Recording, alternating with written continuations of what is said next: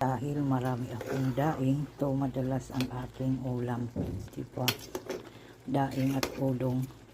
Parehas galing ng summer. Daing, dala ng pinsan ko. Yung udong, dala ng pamangkin ko. May alat ng konti, kaya hindi ko binabad yung daing.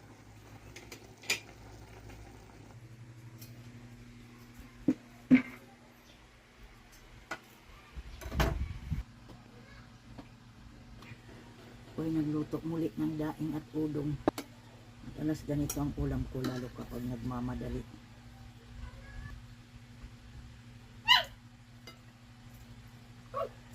May alat ng konti. Pag binababad yung daing, nawawala yung alat. Hindi ko lang naubos yung daing.